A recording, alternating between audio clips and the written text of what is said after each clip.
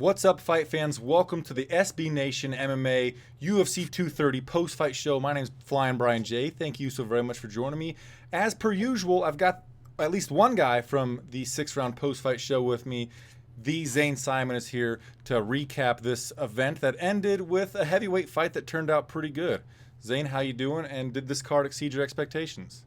No, not really. I had pretty high expectations going into this. I mean, I knew that the main event would be a showcase for Daniel Cormier, but I actually like watching Cormier fight. He's usually a finisher. He usually is in fun fights. He's had, a couple lackluster decisions maybe in his entire UFC career, but otherwise, win or lose, he's always been a lot of fun. So I was ready for that. And then I really liked the whole all middleweight main event idea. I know that Robertson Marshman wasn't that thrilling, but honestly, all the rest of those fights on the main card were great. So I got no complaints, and I went in thinking this looked like a pretty good card, and I didn't really understand what people complaining about. I think I get that the UFC puts on a lot fewer good cards than they want you to think they put on. I realize that's the new reality, but it's also like the whole superstar thing of Conor McGregor, Ronda Rousey, John Jones, GSP has really spoiled people to the idea of like a reasonable, good UFC card that doesn't have a superstar on it. They're just automatically like, oh, this is shit.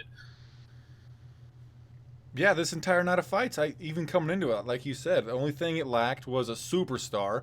We only have like one of those, and Conor McGregor can't be on every fucking fight card. Exactly. Like I see people, they tweeted out the upcoming Ortega Holloway card with like Shevchenko, Joanna on it, and people are like, "Oh, I can't wait for that one." It's like, well, what's the difference between that and this? Really, like Holloway Ortega is a better title fight at the top, but there's no telling that Joanna versus Shevchenko is going to be a better fight than Jacare Weidman. In fact, I would bet that it won't be more fun to watch. And I love Joanna, but Shevchenko is like a stand-up grinder at by trade. She's not a thrill-a-minute fighter. Right, and the fact that this fight card ended, the main card had 4 finishes in 5 fights, and Robertson Marshman wasn't. I thought that Robertson could have probably passed and looked for a finish. It seemed like he played it a little safe, but that fight wasn't terrible overall. And this fight card, I thought it was going to be a 4 out of 5 coming in. I'm going to give it a 4.2 coming out of it because I'm happy for Daniel Cormier. I'm also happy for Rinaldi Jacare Souza. A lot of great things to come out of this card. A lot of matchmaking that we could make. I know that you're not going to stick around for this post-fight show too long, but I wanted to ask you, Zane, I know you're pretty good with matchmaking. What do you think's next for Israel Adesanya? He got a TKO victory over Derrick Brunson in the first round of the Curtain Jerker. Well, it's a little unfortunate for him that they're kind of, there are a lot of, like Jacare got a big win in the main event. So there's a lot of people out there who are like, oh, well, Jacare's paid his dues. He deserves a shot. We should really give him a big, he should be next in line for a title shot off that electric win. And you got, still guys like Luke Rockhold's out floating around out there looking for his path to a belt. But with Luke Rockhold getting injured so much, I mean, and we already have the next middleweight title fight booked, I wouldn't mind seeing Adesanya versus Jacare. Like, what if you just make that fight for the next top contender? I'd like to see that. I'd actually love to see that. Do you think we'd be possibly killing the contender too early? No, like at the point where Adesanya is at now, it should a loss to somebody like Jacare shouldn't be a major derailer. Like somebody fighting somebody like Derrick Brunson, who doesn't have like a lot of, is a very good fighter, but isn't known as like, oh, this amazing technical, massive fan favorite. People love watching Derrick Brunson fight, and he's got this interest and all this history behind him. Like a loss to Derrick Brunson, that would have been a hard setback where people would be like, oh, Adesanya, yeah, he's met his obvious limit. But if he lost to Jacare after Jacare beat Weidman like this, I don't think anybody would be like, oh, Adesanya, he can't contend for a title. He lost to Jacare in like his, 15th? 16th pro fight. Yeah, that wouldn't look too bad on him. And MMA's forgiving in terms of records. So coming into... Go ahead. Adesanya is building the kind of hype and the kind of personality that I think it's going to be. He can probably maybe start to get away with some of the Conor McGregor stuff where McGregor, like, he loses, but he rolls right through a loss, and on the other side of it, everybody's like, "Oh, well, I still can't wait to see him fight, and I still don't think it's possible for him to lose the next fight." Right. So And Joyful Porn in the comment section says that they'd like to see Adesanya in a main event next before getting a title shot. And Jacare yeah, versus Adesanya could easily headline a fight night. oh yeah, yeah. Actually, I mean, Adesanya's already headlined against a way lesser name, so. Yeah, I mean, because otherwise, what are you talking about? For big step ups from Derrick Brunson, you're talking Luke Rockhold, Yoel Romero, Jacare Souza, Chris Weidman, and Robert Whitaker. Like, those are the people that are the next step up. Yeah, and Yoel Romero, is he still teasing the idea of going to 205 pounds? So I thought that was kind of not on the table for Adesanya. Yeah, I don't know. They were talking about him versus Paulo Costa a while ago, and then Costa got injured, or was it Romero that got injured? I think it was Romero Costa said he wasn't ready to go yet. Yeah. Oh, Romero wasn't ready to go yet. That's right, because he had that really hard fight. And the thing I heard at the time was that they were looking at rebooking that fight. So I think your Romero may still be looking at hanging around 185 for at least one more fight. But there's always the possibility that he splits to 205. So you just once you beat a guy like Derrick Brunson, unless you're just going to do a lateral move, which I mean, Derrick Brunson wasn't that huge a step from Brad Tavares, so you could keep him another fight right in that same level. But if you're going to start going steps forward, then those top five guys are all pretty much the same kind of difficulty of fight. Yeah, and outside of the top five, if we were keeping them on the same level like you were talking about, and if Paulo Borrachina didn't get rebooked with Yoel Romero, I'd love to see. Oh yeah, be fucking great. Yeah, if you want to do another lateral step, you can do it Adesanya versus Borrachina, and that fight would be fucking amazing. I mean, Borrachina's not as technical a kickboxer, but he's incredibly composed and he's powerful as hell, and that would be a fun fight. There's no way I wouldn't want to watch it. Yeah, and basically Adesanya said it in his post-fight interview after TKOing Brunson. He said there's a lot of options for him on the table. He just wants to kind of see how it all shakes out and then go from there. So not only does he have great fight IQ, I think he's well aware of where he is. Eugene S. Robinson will nowhere anytime soon say that he's lost in the mist. No. I mean, usually you have to have been a title contender at least to get there. Maybe a champ. You have to you have to have been at the top of the mountain so that when you keep Chris Weidman keeps thinking oh, one more fight and I'm right there in the title contention. And you're like, man. Yeah, no, you're not, Chris. Yeah. Do you think Chris is on the tail end of his career? He lost tonight in the co-main event via TKO knockout in the third round to Jacare.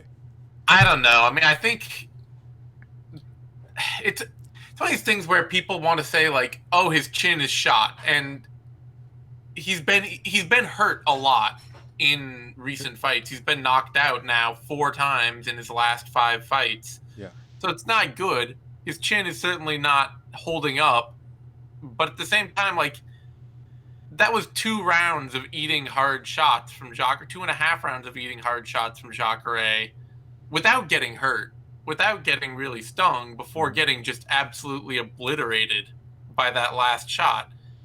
It's hard for me to say, oh, it's his chin so much as it's well, he still just has big defensive liabilities backing up, and he kind of fights himself into getting tired as fights go on. I mean, his losses are in the 4th round, the 3rd round, the Mousasi one, which was kind of weird, in the 2nd, and then Jacare's in the 3rd. This isn't he's going out and he's getting hit once and you're like, oh my God, Weidman's immediately hurt again.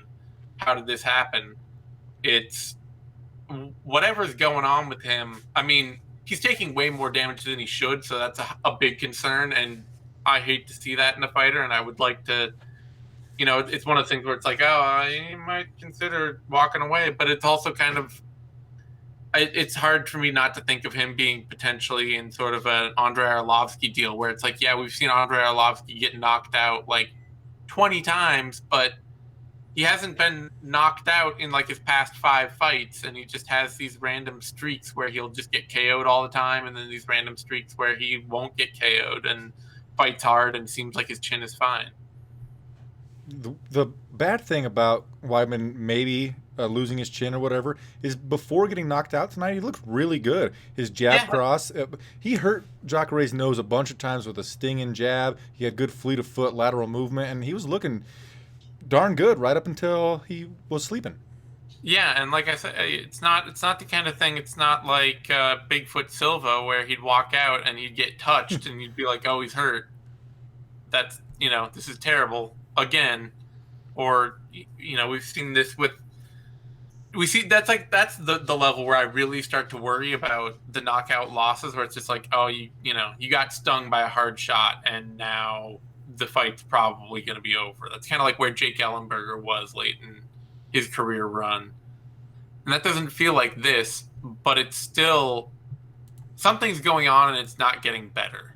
Well, and one if it's thing not getting better in a fight career, it's only going to get worse. Like, yeah, one thing about Weidman is even though he's been finished 4 out of the last 5 fights, I mean, he's fighting because he thinks that he wants a title shot in his next one every single time. He's been facing like the top 4 guys in every single time out. So he just give him a sub top 6 guy. Yeah. I mean, might be time for him to take a real step back. Yeah. Fight somebody, fight the Derrick Brunsons of the world. To fight. That might be the fight to make. Hmm. Yeah, because Luke Rockhold, Yoel Romero, Gegard Mousasi, Ronaldo Souza, Kelvin Gastelum, that's a killer's row right there. Yeah. Like, give him a fight with Cesar Ferreira. Yeah, or Shoeface. There you go. Well, yeah. Yeah, sure, why not? Seems like a bit of a waste of Antonio Carlos Jr., frankly, but if he got the win, then it would be a huge, huge win for him. Yeah, that'd be fine. So I know I got to let you go soon. We didn't really talk about the main event. In the main event, Daniel Cormier submitted Derrick Lewis in the second round. Only took 6 punches, and like 3 of those when he was in on a high single leg takedown. This really has no effect on Derrick Lewis's career, right? He got the Popeye's chicken sponsorship. He got paid tonight. I think it was good for both guys. Well, and you got to look at it too, and remember, who else at heavyweight can wrestle like Daniel Cormier? Like, no one. Yeah. Well, Curtis Blades. You got Stipe up there at the top, who can do some of what Cormier does, and Kane's eternally injured, and otherwise, there's no great, there are so few really great wrestlers at heavyweight that losing like this, getting more or less just have a clinic run on him by Cormier for Lewis, it doesn't mean anything if he's not fighting Daniel Cormier. Right.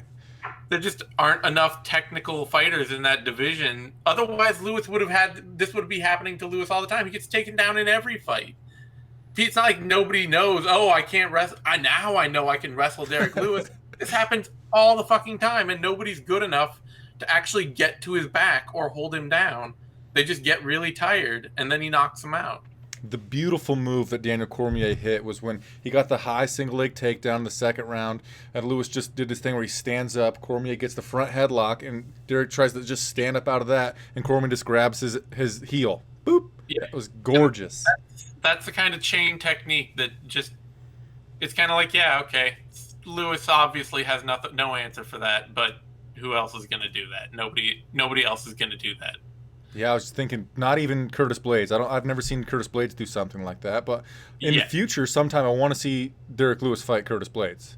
Yeah, sure. And that would be the other guy. Blades would be the other guy who might be able to chain wrestle to some degree like that, but he's not as technical as Cormier by any means. And he's not nearly as good a striker as Cormier either. So, right? Do you think that there's a lot of historic significance to Daniel Cormier becoming the first person to ever have 2 belts and defend both at the same time? I mean, do I have to think there's a lot of historical significance to it? Like, it's cool. It makes me happy for him. He seems like a good dude. Mm-hmm. But it's heavyweight and light heavyweight. I mean, When there are guys lining up like Derrick Lewis and Brock Lesnar, how much weight do I have to give this achievement other than it's pretty shocking that nobody's been able to do it before. Well, yeah, the UFC just basically never let anybody do it. John Yeah. Jones probably could have done it a long time ago. Yep. Hell, Randy Couture tried and might have been. Randy Couture he could never have both belts at the same time, but he was switching back all the time. And he was like 44. Yeah, exactly. It's a really cool achievement. It's just not a talent that neither division is so talent rich to make me feel like, oh man, it's just amazing. I mean, Anthony Smith is like your top title contender at light heavyweight. So Yeah, which is awesome. But before I let you get out of here, let's talk about what the fuck of the card. Do you got one ready? I haven't really thought about mine. well, there's the obvious one, which is Tandan's no KO call on Weidman. Yeah, yep. That's probably it. I mean, there were some fun fights on this card. There were some cool moments on this card, but that's probably the thing that is going to most clearly stand out in everybody's mind of like, what the hell was Dan Miragliotta thinking there? Yeah, I mean, Weidman had his hands just like kind of flopping Yeah. around, eyes in the back of his head. So he was just like, look at him, man, he's dead. What do you want me to do? And Dan's Yeah. like, okay, what are we doing here? So he was like, hit him once, and Dan's like, okay, yeah, now it's over. Huh, what? Yeah. Uh, this isn't really a what the fuck moment of the card, but I was surprised by this. Not really surprised, but I was waiting for something to happen. When Sijara Eubanks defeated Roxanne Modafferi, and Eubanks had said that she was going to like tell Joe Rogan off in her post-fight interview if she won, and there was nothing. Joe Rogan interviewed her like a normal fighter. He had his arm around her. She had her arm around him, and then nothing. Like, so what the fuck? It's the emotions of the moment. I'm never going to blame a fighter too much for like not jumping on some moment after just beating somebody for 15 minutes and you got the adrenaline pumping, you're in front of all these people and you're just trying not to make an ass of yourself and be really excited. I'm never going to blame her for like turning it into some petty squabble with Joe Rogan.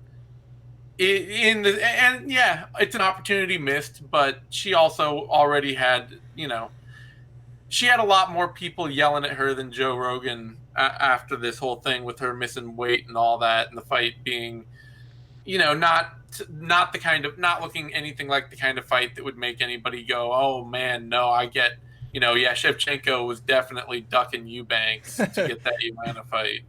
Yeah, I scored the second round for Modafferi. Yeah, it seemed I scored them all for Eubanks. Modafferi got hurt pretty badly in that second round. Yeah, it was very close. It was kind of a, I'm not a real judge, so I scored kind of wishful thinking. Yeah, I get that. It's one of those things where like Modafferi did a lot of hard work in this fight that looked busy, and you really want to score it because she's an awesome person, and you're just like, yeah, fighting should all be about blue collar toughness and gritting it out and trying your hardest, and not just somebody being a much more powerful person than you and being able to swamp you with being more powerful and hurting you worse than you can hurt them. And actually, in the third round, before getting taken down, Modafferi put some big right hands on Eubanks. If she had any more muscle, they might have hurt her. Yeah, no, Modafferi, like I knew going in, I talked about it going in, that Modafferi could outland Eubanks 2-1. The problem is that Eubanks can hurt her 3 times as much with every one shot as the two that, as any one that Modafferi lands. So right, that's kind of what you thought. Modafferi was doing pretty good and getting in there and mixing it up, and then she gets head kicked and she's all, wobbly, and it's just like, yeah, that's, that makes sense. Yeah. Do you think that Eubanks stays at flyweight? Yeah, I don't think she has any interest in. She's supposed to have a top contender spot already solidified, and that's drifting away the more she has to fight. But I can't imagine seeing that goal right in front of her. She'd want to go back, or she'd want to go up to 135 and start slogging up through that division. Although 35's really, really shallow, so 2 wins would probably put her in a title shot there. Yeah, I'm mostly just kind of worried about her being able to make the weight, or if you're having kidneys shut down trying to cut the weight, just probably don't do it. Yeah, well, we'll see. I mean, uh, This was kind I of short notice for her. yeah, I tend to think that there's a lot of the weight cutting experts out. Like women very clearly have to go through some different shit to cut weight than men. And it feels like the science of cutting weight hasn't really caught up to that idea, since wrestling is mostly a male dominated sport and MMA has for the long part haul been mostly male dominated. So you get a lot of women trying these weight cuts designed for men, and suddenly they run into, it sounded like she ran into her cycle at the end of her weight cut and was just like, in the cage. She's like, well, and I'm a woman, so stuff happens. Yeah, that makes sense. So it's just, I think that there's probably, I would bet that she can probably turn it around, but it definitely is one of those things. It's a part of the sport that probably needs a little more work. Well, I'll let you go. Zane's getting pretty late. You can do the sign off, and Yep. then I'll cover the rest of this card by myself. All right. Thanks, everyone. You can find me at TheZaneSimon on Twitter. Find me over at bloodyelbow.com day in, day out. And we'll have the 6th round coming at y'all tomorrow at 3 Eastern, 12 Pacific. So stay tuned for that. We'll be back with the 6th round. Thanks, everyone. Thanks for being with me, Zane. Mhm. All right, so sorry for keeping, I'm apologizing to Zane for keeping him too long. I'm supposed to keep him here for about 10 minutes to go over the post-fight rating, the WTF, the card, the main event. I kept him for 20 minutes instead. What I am here to do now is recap the rest of the action that I didn't cover with Zane Simon. If you're here watching live, please give the video a thumbs up. There's going to be a ton of people later on that come and give me a thumb down because I'm not Zane, and this is a new kind of show. Anyway, co-main event, Rinaldi Jacare Souza knocked out Chris Weidman as Zane was covering in his what the fuck of the card in the 3rd round in a fight that was really back and forth. And if Rinaldi doesn't get a post-fight bonus, I'm really close to giving that fight of the night. And if that's not fight of the night, you'd have to go all the way down to the Fight Pass prelims to Matt Frivola versus Lando Groovy Venata in a fight that ended in a majority draw to give the fight of the night bonus to, because that one down there on the Fight Pass prelims was a fucking really incredible back and forth battle. But oftentimes these fights toward the end of the card that have more meaning to them, there's a potential title shot on the line in Souza's pocket now, because he defeated Weidman in this fun fight that I scored the 1st round for Weidman, 2nd round for Souza, and then of course the 3rd one was going Souza's way. He seemed to get some energy and then mustered up a flurry in the first minute. He was really walking down Chris Weidman, ripping a lot of hooks to the body, front kicks to the body as well, and the big overhand right and the lead left hook hit Weidman a lot. And so a fight that had that type of thing, the back and forth, I think that might get fight of the night. But Chris Weidman, up until he got finished by Souza, was looking really good. I said he was real fleet of foot, moving laterally a lot, being able to defend the strikes from Souza in the 1st round, especially get away with his movement. And the stinging jab was hitting Souza in the nose time and time again. He might have broke Souza's nose, I'm not sure, but at least Souza was there was blood coming out of it, and Souza had to breathe through his mouth, which that Souza doesn't have the best cardio, so I thought that Weidman getting him, peppering him with those snipering jabs was going to allow Weidman to turn the tides and just kind of take over the fight as it went on. But, as you can see in the result, Souza gets the TKO in the 3rd round. Weidman, I hope he takes a little time off, recovers from this TKO finish, and then comes back, a little refreshed or something. And then, like Zane and I talked about, a lower ranked opponent, because he's been fighting these guys at the top of the division every single time out, and he's lost 4 times out of his last 5 via TKO finish. So it's not ideal for old Chris Weidman. What's next for Jacare Souza? That fight with Adesanya could be next. I don't know exactly how the top of this division is going to shake out, because you got Yoel Romero right there at the top. He's already got a victory over Souza. Souza's now won 2 in a row. This one and the one before. No, he lost a split decision to Kelvin Gastelum. Before that is when he knocked out Derrick Brunson. I don't know. Souza versus Adesanya would make a little bit of sense.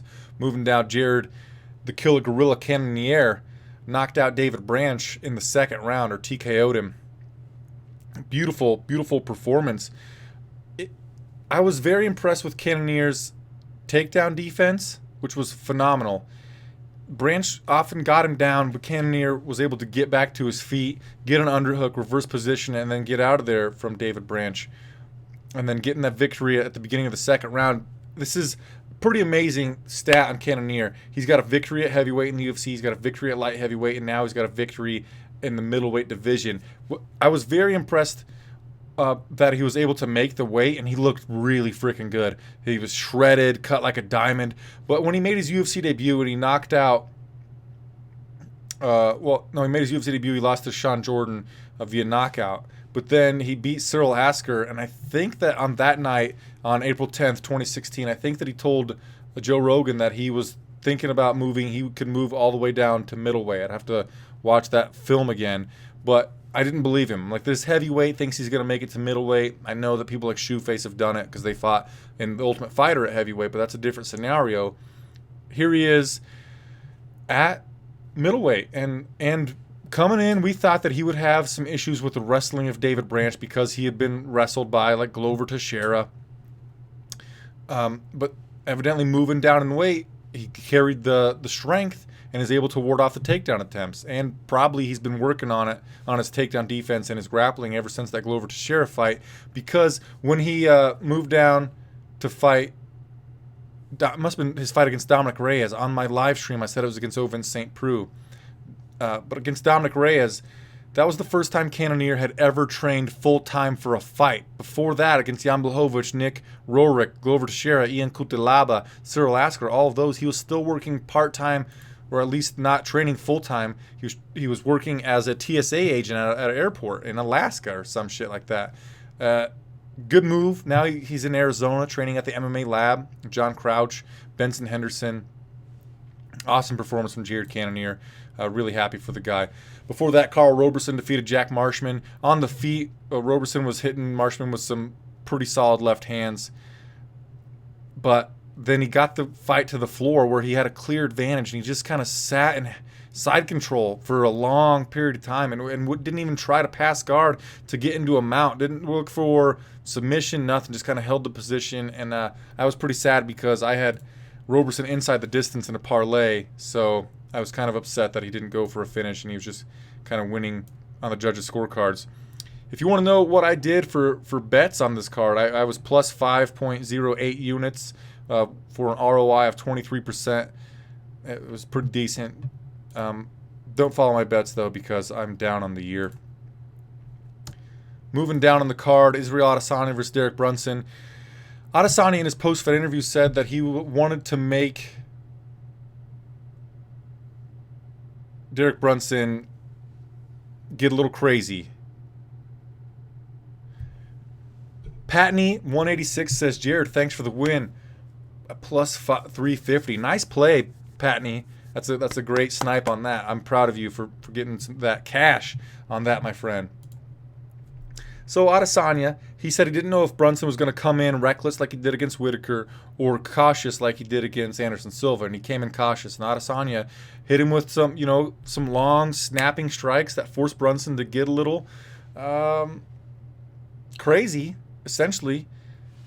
Really tried to force takedowns against Adesanya. Adesanya did a good job getting underhooks, dropping his hips to ward off the takedown attempt of Brunson. Adesanya hit Brunson with a right hand. Well, Brunson was changing levels to come in and try to get on the hips of Adesanya, and Adesanya just brought up his right knee, hit Brunson, hurt Brunson, kind of stumbled him back, and then a right hand dropped Brunson. And then I think it was like a left uppercut when Brunson was on a knee that he hit him with, and the referee called it over. Impressive performance from Israel Adesanya. He said he wants top 5 opponent next, but he's going to sit back and see how the division shakes out. I think good on him. Before that, on the preliminary card, Jordan Rinaldi versus Jason Knight. Rinaldi basically won this fight with takedowns and then back-mounted ground control. In the first round, Rinaldi took Knight down, and Knight was happy to play guard, hit Rinaldi with elbows off of his back. Knight was hitting body lock triangle off his back to control the posture of Rinaldi. whatever. In the second and third round, Rinaldi was able to get the back of Jason Knight, but Rinaldi was never able to sink in a rear naked choke, but got a clear unanimous decision, 30-27, 30-25, 30-26, and that is the fourth loss in a row for Jason Knight. So if my boy Rob Amon was here, I'd say that he would cut Jason Knight and he would be going to Bellator or something. Before that, Sijara Eubanks versus Roxanne Modafferi. Covered that kind of. Shayman Moraes defeated Julio Arce, split decision, 28-29, 29-28, 30-26. Weird. I was doing some things to prepare for the live stream that I did for this event during that fight, so I missed it. Sorry, I'm not going to talk about it. Before that, Lyman Good knocked out Ben Saunders in the first round. In the pre-fight show over on the MMA Mania Twitch channel, twitch.com/MMAmania.com, I said Ben Saunders spends too much time trying to get plumb clinch knees. He got knocked out by Patrick O'Tay by doing that. I said I think that he's going to get knocked out by Lyman Good by doing that. And that's exactly what happened. Ben Saunders grabbed the Muay Thai clinch, going to knee Lyman Good at the body. After the fight was over, Ben Saunders said he thought he hurt Lyman Good, but obviously not. Lyman Good fucking uppercutted Ben Saunders right into the sleepy realm. Lyman Good, what's next for him? I don't know. First of all, he's got to fight twice in 1 year because his last fight was in July of 2017. So he needs to fight twice within a 6-month period, and then we can talk about what's really next for him. Before that, on the Fight Pass prelims, Matt, the Steamroller Frivola versus Lando Groovy Venata. Wow, what a really, really fun fight. There was a point in the first round where Venata hit a right high kick on Frivola. Oh, that reminds me, Adesanya versus Derrick Brunson. Adesanya went with a question mark kick or a Brazilian kick on the left side of Brunson, and it hit Brunson's shoulder, and Brunson's like, hey, you hit me in the shoulder, so fuck off. Then a little bit later, Adesanya hit it on the other side, boom, smacked Brunson and hurt him. And that's when Brunson went in for that takedown, caught him with the knee. Anyway, Matt Frivola got hit with a right high kick from Venata. His mouthpiece popped out. He kind of went to the ground, and or was that the second round? I think it was the first round. And I thought, ooh, Venata's going to get this finish. I bet this fight wouldn't go the distance, so I really wanted it to be stopped. But Venata got a little crazy, got a little reckless, and Frivola started to put it on Venata. Frivola hurt Venata a lot in the second round, but then Venata was able to outpoint Frivola in the third. It was just a back-and-forth battle with a lot of ebbs and a lot of flows. Venata now has lost he's had 2 draws in his last 5 outings, and he hasn't had a victory since December 10th of 2016, the wheel kick knockout of John the Bull Makdessi. So he only has 1 UFC victory. But I think the UFC needs to keep this guy. He's super exciting. His first 4 appearances in the UFC were all post-fight bonus worthy. And I think that he had another post-fight worthy appearance tonight. So I think we need to keep him despite not having won a fight since 2016. We'll see what really happens. Featherweight fight before that, Shane Burgos, Kurt Holobaugh. Holobaugh dropped Shane Burgos with a left hook. Holobaugh followed Burgos to the ground, and immediately when Holobaugh got on top of him on the ground, Shane Burgos locked in an armbar. Just fucking bam, immediately. Insanity. That was a really fun moment as well. I feel bad for Kurt Holobaugh because he was pretty emotional when he got his chance in the UFC at Dana White's Tuesday Night Contender Series. It looked like he was going to get a victory, knock Shane Burgos down, and then got subbed as soon as the fight hit the mat. And Shane Burgos, I think we got to fade this guy in the future. We need to bet against him because he got knocked out by Calvin Kattar. He got dropped by a left hook of Kurt Holobaugh. And I think that in his next fight, because he's a finisher, he's well known. A lot of people know him as a striker. I think he'll be a favorite again. I think we should just fade him blindly. I don't know who he's going to fight next, but anyway, we've got to fade him blindly. Marcos Rogerio de Lima versus Adam Wieczorek. Not exactly the most exciting fight in the world. Marcos Rogerio de Lima kind of did some takedown work on Wieczorek. Wieczorek took the fight on short notice. Okay, guys.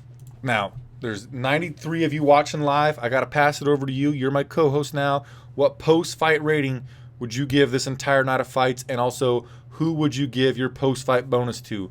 Vortex and Marcos Cabrera, who won the main event. Daniel D.C. Cormier submitted Derrick the Black Beast Lewis in the second round via a rear naked choke. So no, Derrick Lewis did not win. Post-fight bonuses. For me, I'm going to give I'm going to give performance bonuses to, excuse me, Rinaldi, Jacare Souza, Israel Adesanya are getting my post-fight bonuses. Fight of the night's going to Matt Frivola and Lando Venata. And because I'm not actually giving anybody any money at all, my extra $50,000 pretend post-fight bonus is going to go to Jared Cannonier. That's it for the... No, wait. Patney, 186. Did Johnson win? I don't think there was a Johnson fighting tonight, bud. Do you mean Derrick Lewis? All right, Patney says he's giving fight of the night to Jacare versus Weidman. All right, Patney, who gets your post-fight bonuses? While I'm waiting to hear your guys' post-fight bonuses, please give the video a thumbs up. I really need your assistance. That would mean a lot to me. While I'm waiting on you, let me take a look at the Twitter machine and I can see what the real post-fight bonuses were. But I want to know what your guys' post-fight bonuses are before I can tell you what these ones were.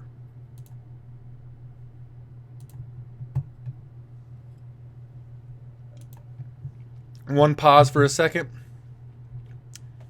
Adesanya must be at the post-fight press conference. He says he picks his shots like a surgeon.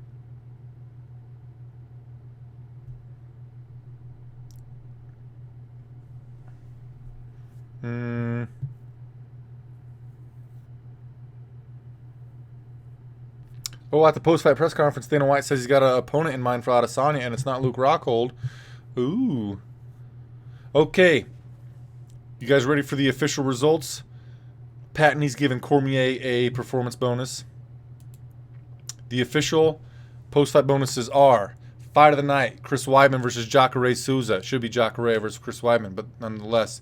And performance bonuses go to Israel Adesanya and Jared the Killer Gorilla Cannonier. Which, man, like I said, Cannonier used to be a TSA agent, and he just started training full-time when he fought his last time out, not tonight, against... Oh, my God, I'm blanking so hard. I don't have the best memory, guys.